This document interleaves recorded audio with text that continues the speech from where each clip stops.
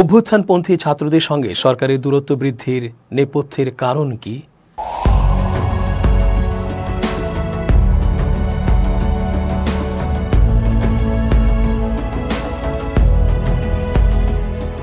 আসসালামু আলাইকুম প্রিয় দর্শক, আশা করছি ভালো আছেন। চেঞ্জ টিভির আন্তর্জাতিক চোখ অনুষ্ঠানে আমি এস.জে. রতন স্বাগত জানাচ্ছি আপনাদের সকলকে। অবস্থা দৃষ্টে মনে হচ্ছে অন্তর্বর্তী সরকারের সাথে বৈষম্য বিরোধী আন্দোলনের ছাত্রদের দূরত্ব বাড়ছে। নানা ইস্যুতে তারা জানাচ্ছেন তাদের সাথে কোনো রকম আলোচনা বা পরামর্শ নেওয়া ছাড়াই সরকারের মধ্যে নানা পরিবর্তন ও সংস্কার সাধন কর্ম অব্যাহত আছে, যা নিয়ে সাধারণের মধ্যেও সমালোচনা হচ্ছে। দ্রব্যমূল্যের ঊর্ধ্বগতি ঠেকাতে না পারা, আইনশৃঙ্খলা পরিস্থিতি স্বাভাবিক করতে না পারা সহ আরও অনেক ইস্যুতে অন্তর্বর্তী সরকারের পদক্ষেপ বেশ ধীরগতির মনে করছেন কেউ কেউ এমনটা বলছেন আগের সরকারই না ভালো ছিল। আবার কেউ জানাচ্ছেন কোনো এক অস্পষ্ট ফ্যাসিবাদী শক্তি নাকি সরকারের ভেতরে প্রবেশ করে তাদের এজেন্ডা বাস্তবায়ন করার অপচেষ্টা চালাচ্ছে। বিদ্যমান উপদেষ্টা পরিষদেও নাকি কয়েকজন পরীক্ষিত প্রমাণিত হাসিনা প্রেমী, মুজিব প্রেমী উপদেষ্টা রয়েছেন। তাদের দপ্তর পরিবর্তিত হলেও তাদেরকে কেন সরানো হচ্ছে না সেটা নিয়েও বৈষম্য বিরোধী ছাত্র আন্দোলনের ছাত্রদের মধ্যে ধোঁয়াশা রয়েছে। প্রধান দলগুলোর কাছ থেকেও মুজিব প্রেম নিয়ে নানা কথা ও বক্তৃতা শোনা যাচ্ছে, পরে আবার ক্ষমাও চাওয়া হচ্ছে। সাধারণ মানুষজন জানতে চাইছেন, কথা বলার সময় কি ভেবে বলা হচ্ছে, আবার ভুল হয়েছে বলে স্বীকার করেই বা কি বোঝানো হচ্ছে? বিষয়গুলো স্পষ্ট না। সরকারের ভেতরে বাইরে এইরকম বিভিন্ন অস্পষ্ট বার্তা ছাত্র জনতাকে বিভ্রান্তিতে ফেলছে। অবস্থা এমন, একই মুখে যেন বারবার শোনা যাচ্ছে দ্বিচারিতামূলক কথা। আসলে কোন দিকে বইছে বর্তমান রাজনীতির বাতাস? বিশ্লেষকরা জানাচ্ছেন, নতুন সরকার গঠনের 3 মাস পর আন্দোলনের নেতৃত্ব দেয়া বৈষম্য বিরোধী ছাত্র আন্দোলন ও অন্তর্বর্তীকালীন সরকারের মধ্যে এক ধরনের সমালোচনামূলক সম্পর্ক দেখা যাচ্ছে। বিশেষ করে সরকারের উপদেষ্টা পরিষদে নতুন সদস্য যুক্ত হওয়ার ঘটনায় প্রকাশ্যে রূপ নিয়েছে এই অবস্থা। এর বিরুদ্ধে বিক্ষোভ কর্মসূচির পাশাপাশি বৈষম্য বিরোধী ছাত্র আন্দোলনের অনেককে ফেসবুকে প্রোফাইল ছবি লাল করেও প্রতিবাদ জানাতে দেখা গেছে। যে শিক্ষার্থীদের সমর্থন নিয়ে অন্তর্বর্তীকালীন সরকার গঠন হলো, তারাই কেন প্রতিবাদ করছে? শুধুই কি উপদেষ্টা পরিষদ গঠন, নাকি ক্ষমতা কেন্দ্রিক দ্বন্দ্বও আছে, সেই প্রশ্নও সামনে আসছে। জবাবে বৈষম্য বিরোধী ছাত্র আন্দোলনের সংগঠকরা বলেছেন, উপদেষ্টা নিয়োগ সহ অন্তর্বর্তীকালীন সরকারের বেশ কিছু কার্যক্রম নিয়ে তাদের কাছেও প্রশ্ন রয়েছে। সংগঠনটির আহ্বায়ক হাসনাত আবদুল্লাহ বলেছেন, বর্তমানে এই সরকারের বিভিন্ন ধরনের সিদ্ধান্ত নেয়ার প্রক্রিয়া নিয়ে আমাদের যথেষ্ট সন্দেহ রয়েছে। সেই সঙ্গে তাদের কিছু কিছু কাজে জন আকাঙ্ক্ষার প্রতিফলন না থাকায় আমরা প্রতিবাদ জানাচ্ছি। নতুন উপদেষ্টা নিয়োগ ইস্যুর আগে রাষ্ট্রপতি মোহাম্মদ শাহাবুদ্দিনের পদত্যাগ, সংবিধান বাতিল সহ বৈষম্য বিরোধী ছাত্র আন্দোলন বেশ কিছু দাবি তুললেও সেসব দাবিও বাস্তবায়ন করা হয়নি। এরপর থেকেই অন্তর্বর্তীকালীন সরকারের সঙ্গে কিছুটা দূরত্ব দেখা গেছে বৈষম্য বিরোধী ছাত্রদের। অন্তর্বর্তীকালীন সরকারের উপদেষ্টা ও সরকারে থাকা বৈষম্য বিরোধী ছাত্রদের প্রতিনিধি আসিফ মাহমুদ অবশ্য এই বিরোধের কথা অস্বীকার করেননি। উপদেষ্টা আসিফ মাহমুদ বলেছেন, আমি মনে করি না সরকার আর ছাত্রদের মধ্যে ক্ষমতার দ্বন্দ্ব আছে। নতুন উপদেষ্টার অন্তর্ভুক্ত করা নিয়ে বৈষম্য বিরোধী ছাত্র আন্দোলন প্রতিক্রিয়া জানিয়েছে। কেন এমন হচ্ছে এটা আমরা নিজেরাও বোঝার চেষ্টা করছি। রাজনৈতিক বিশ্লেষকরা মনে করছেন, সরকারে থাকা ছাত্র প্রতিনিধিদের সঙ্গে বৈষম্য বিরোধী ছাত্র আন্দোলনের মাঠের নেতাদের কোনো না কোনো কারণে দূরত্ব তৈরি হয়েছে। সেখান থেকেই হয়তো বিরোধের বিষয়টি প্রকাশ্যে আসছে। দায়িত্ব গ্রহণের 3 মাস পর গত রবিবার অধ্যাপক ইউনূসের অন্তর্বর্তীকালীন সরকারে নতুন করে আরও 3 জনকে উপদেষ্টা করা হয়। প্রধান উপদেষ্টার বিশেষ সহকারী মাহফুজ আলম ছাড়াও চলচ্চিত্র নির্মাতা মুস্তফা সরোয়ার ফারুকী উপদেষ্টার নিয়োগ নিয়ে রবিবার রাত থেকে সামাজিক যোগাযোগ মাধ্যমে এক ধরনের বিতর্ক দেখা যায়। ছাত্র জনতার অংশীদারিত্ববিহীন সিদ্ধান্তে উপদেষ্টা নিয়োগ হয়েছে এমন দাবি করে সোমবার ঢাকা বিশ্ববিদ্যালয়ের রাজু ভাস্কর্যের পাদদেশে বিক্ষোভ করে বৈষম্য বিরোধী ছাত্র আন্দোলন। রাতে ফেসবুক প্রোফাইল লাল করে বৈষম্য বিরোধী ছাত্র আন্দোলনের আহ্বায়ক হাসনাত আবদুল্লাহ লিখেন, সাঈদ ওয়াসিম মুগ্ধ, শেষ হয়নি যুদ্ধ। একইভাবে প্রোফাইল ছবি লাল করে পোস্ট দেন সংগঠনের সদস্য সচিব আরিফ সোহেল সহ বৈষম্য বিরোধী ছাত্র আন্দোলনের সংগঠক সহ অনলাইন অ্যাক্টিভিস্টদের অনেকেই। বৈষম্য বিরোধী ছাত্র আন্দোলনের আহ্বায়ক হাসনাত আবদুল্লাহ বলেন, এটা হচ্ছে এক ধরনের বিপ্লব। যতদিন পর্যন্ত না আমরা অনুভব করব রাষ্ট্রীয়ভাবে সবখানে এটার প্রতিফলন ঘটছে, ততদিন পর্যন্ত এটা চলবে।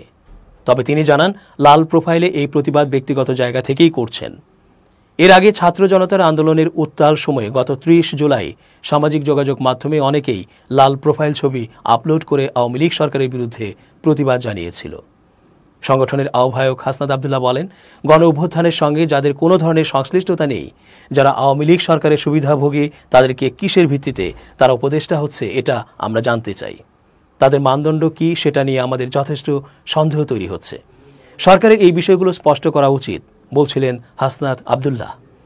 জবাবে সরকারের উপদেষ্টা পরিষদে থাকা ছাত্র প্রতিনিধিরা বলছেন, সরকার যখন যে সিদ্ধান্ত নেয় তার সব সিদ্ধান্ত তাদের সঙ্গে পরামর্শ করে নেয় না, যে কারণে দ্বন্দ্ব তৈরি হচ্ছে এবং তা প্রকাশ্যে এসেছে। উপদেষ্টা আসিফ মাহমুদ বলেন, সরকার অনেক বড় একটা বডি, সরকার সব কিছু বিবেচনা করে সিদ্ধান্ত নিয়েছে, সেটা নিয়ে সমালোচনা ও দ্বন্দ্ব হচ্ছে, এটা আমরা দেখেছি। আমরা কমিউনিকেট করার চেষ্টা করছি, আমাদের ছাত্র সহকর্মীদের এটি নিয়ে বোঝানোর চেষ্টা করছি। বৈষম্য বিরোধী ছাত্র আন্দোলনের মুখ্য সংগঠক আব্দুল হান্নান মাসুদ বলেন, ৩ মাসে সরকারের অনেক কিছু করার কথা ছিল, কিন্তু কিছু তো হচ্ছে না। এই ব্যাপারটা নিয়ে আমরা চিন্তিত। রাজনৈতিক বিশ্লেষকরা বলছেন, বিভিন্ন কারণে অন্তর্বর্তীকালীন সরকারের কর্মকাণ্ড নিয়ে সমালোচনা হতেই পারে। বিশ্লেষক মহিউদ্দিন আহমদ বলেন, উপদেষ্টা যে কেউ হলেই তার সমালোচনা হবে, কারণ এর স্বচ্ছ কোনো নিয়োগ প্রক্রিয়া নেই। তাছাড়া নতুন যাদেরকে উপদেষ্টা নিয়োগ করা হচ্ছে তাদের ব্যাকগ্রাউন্ড নিয়ে সমালোচনা আছে, যে কারণে বেশি সমালোচনা ও এ নিয়ে দ্বন্দ্ব বাড়ছে বলছিলেন মহিউদ্দিন আহমদ। অন্তর্বর্তীকালীন সরকার গঠনের পর বৈষম্য বিরোধী ছাত্র আন্দোলন বেশ কিছু দাবি নিয়ে গত মাস পর্যন্ত রাজপথে বেশ সক্রিয় ছিল।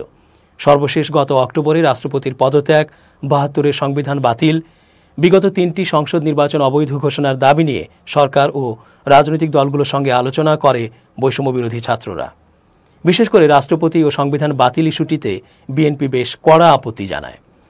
এরপর বৈষম্য বিরোধী ছাত্রদের এসব ইস্যু আর আলোর মুখ দেখেনি। বৈষম্য বিরোধী ছাত্ররা মনে করে তাদের আন্দোলনের ফসল বর্তমান সরকারের, কিন্তু তাদের অনেক দাবি এখনো পূরণ হচ্ছে না, যে কারণে একটু একটু করে সংকট বাড়ছে। সংগঠনের আহ্বায়ক হাসনাত আব্দুল্লাহ বলেন, সরকারের পক্ষ থেকে গত ৩ মাসে আমরা অনেক আকাঙ্ক্ষার প্রতিফলন পাই নাই। আমরা যেখানে মুজিববাদের বিরুদ্ধে অবস্থান নিয়েছি, সেখানে আমরা দেখেছি মুজিবের ছবিকে পেছনে রেখে শপথ নিচ্ছে সরকার। মুখ্য সংগঠক হান্নান মাসুদের মতে, গত ৩ মাসে সরকারের অনেক উপদেষ্টাই তাদের ওপর অর্পিত দায়িত্ব সঠিকভাবে পালন করতে পারেনি, যেটি নিয়ে সাধারণ মানুষের মধ্যে সমালোচনা রয়েছে। ছাত্ররা বলছেন, এসব ইস্যুতে তারা যখন মানুষের মুখোমুখি হন, তাদেরও নানা প্রতিবন্ধকতার মুখে পড়তে হয়। তবে সরকারের উপদেষ্টা আসিফ মাহমুদ বলেন, পাবলিক সেন্টিমেন্টের জায়গা থেকে কিছু সমালোচনা হচ্ছে, সেটা আমরা বোঝার চেষ্টা করছি। সে অনুযায়ী যদি কোনো নতুন সিদ্ধান্ত নিতে হয়, সেটা আমরা ভেবে দেখব। বৈষম্য বিরোধী ছাত্র আন্দোলনের নেতারা মনে করছে, সরকার গঠনের ৩ মাসের মধ্যে যেসব অসঙ্গতি তৈরি হয়েছে, সেসব নিয়ে তারা কথা বললেও অনেক সংকটের সমাধান হয়নি। হাসনাত আব্দুল্লাহ বলছিলেন, বিষয়টা এমন না যে আমাদের দুজন প্রতিনিধি থাকার কারণেই সরকার বিতর্ক ও সমালোচনার ঊর্ধ্বে থাকতে পারে। অবশ্যই তাদের ভুল ত্রুটি থাকলে সেটার সমালোচনা আমরা করি। তিনি বলেন, কিন্তু আমরা সমালোচনা করি সেটা গণমাধ্যমে প্রকাশের মাধ্যমেই সরকার দেখে। বৈঠক করে আমরা সমস্যার কথা তুলে ধরি না। আন্দোলনের মুখ্য সংগঠক আব্দুল হান্নান মাসুদ বলেন, এমন তো হওয়ার কথা ছিল না, কিন্তু হয়ে তো গেছে। এটা নিয়ে উপদেষ্টা পরিষদের সঙ্গে কথা বলবো। প্রধান উপদেষ্টা দেশের বাইরে আসলে আমরা আলোচনা চাই। অবশ্য সরকারও মনে করছে এই সংকটের সমাধান সম্ভব আলোচনার মাধ্যমে। অন্তর্বর্তীকালীন সরকারের উপদেষ্টা আসিফ মাহমুদ বলেন, নতুন উপদেষ্টা হিসেবে যাদের নেওয়া হয়েছে তা নেওয়া হয়েছে সরকারের এফিসিয়েন্সি বাড়ানোর জন্য এবং সব সেক্টরের বেস্ট এক্সপার্টদের নেওয়া হয়েছে। তারপরও যেহেতু এটা নিয়ে সমালোচনা ও বৈষম্য বিরোধী ছাত্রদের ক্ষোভ বাড়ছে, সে কারণে এটি নিয়ে আলোচনা হতে পারে বলছেন সরকারের এই উপদেষ্টা। তবে ছাত্র জনতা জানাচ্ছেন, আমরা সরকার গঠন করে দিয়েছি, এই সরকারের ভুল থাকলে তা আমরা সমালোচনা করব, সংশোধন করব, প্রয়োজনে দাবি আদায়ের জন্য আন্দোলনও করব। কিন্তু ওই ফ্যাসিবাদের দোসররা যদি মনে করে এটাতে আমাদের দুর্বল অবস্থা দৃশ্যমান হচ্ছে বা আমরা নিজেদের মধ্যে বিরোধ সৃষ্টি করছি, তাহলে তারা বোকার স্বর্গে বাস করছে। অন্তর্বর্তী সরকার ও ছাত্র জনতা, সাধারণ এই নতুন স্বাধীনতার পক্ষের মানুষ, আমরা সবাই একজোটই আছি। স্বৈরাচার ও ফ্যাসিস্ট বিরোধী আমাদের সম্মিলিত আন্দোলন চলবেই এবং কোনো অবস্থাতেই হাসিনা ও তার দোসরদের আমরা আর এই মাটিতে ঠাঁই দেব না, এ আমাদের মৃত্যু প্রত্যয়। দর্শক, শেষ করছি আজকের মতো। ভালো থাকুন।